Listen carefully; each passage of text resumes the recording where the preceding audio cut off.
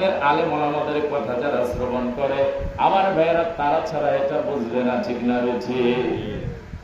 রাখালগণ কথা শুনতেছে, তাদের দিলের মধ্যে ধাক্কা লেগে যায়, জীবনের পরিবর্তন হয়ে যাচ্ছে। লা ইলাহা ইল্লাল্লাহ আদম সফিউল্লাহ, লা ইলাহা ইল্লাল্লাহ মুসা কালিমুল্লাহ, লা ইলাহা ইল্লাল্লাহ ইব্রাহিম খলিলুল্লাহ, লা ইলাহা ইল্লাল্লাহ মুহাম্মাদুর রাসূলুল্লাহ সাল্লাল্লাহু আলাইহি সাল্লাম। এই কালিমার দাওয়াত দিচ্ছেন, রাখালগণ শুনতেছেন, তাওহীদের মর্মবাণী মর্ম কথাগুলো বলতেছিলেন, মানুষগুলো চাতক পাখির মতো শুনতেছিলেন।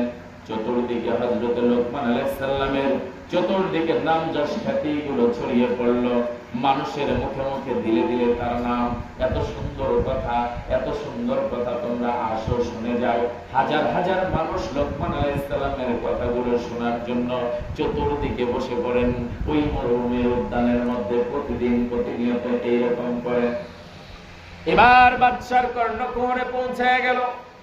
বাদশা, এইভাবে লোকমান যদি দাওয়াতি কাজ করতে থাকে, মানুষের হৃদয় হরণ করতে থাকে, ভালোবাসা এমনি ভাবে পেতে থাকে, কোন একদিন তোমার কিন্তু চেয়ার থাকবে না। বিদ্রোহ যদি ঘোষণা করে তার পক্ষে লোক বেশি হয়ে যাবে, তাহলে কিন্তু তোমার চেয়ার মরে যাবে, তুমি বাদশা হতে পারবে না, লোকমান কিন্তু বাদশা হয়ে যাবে। তার মানে আছে না না এরকম ভিলেজ পলিটিক্স মানুষ? আছে আপনাদের এলাকায়? মনে হয় নাই। আমার ভাইয়েরা, বাদশা ছিলেন জ্ঞানী, অত বড় একটা চেয়ারে আল্লাহ পাক যাকে বসাইছে তাকে তো কিছু না কিছু জ্ঞান দান করেছেন, ঠিক না বেঠি?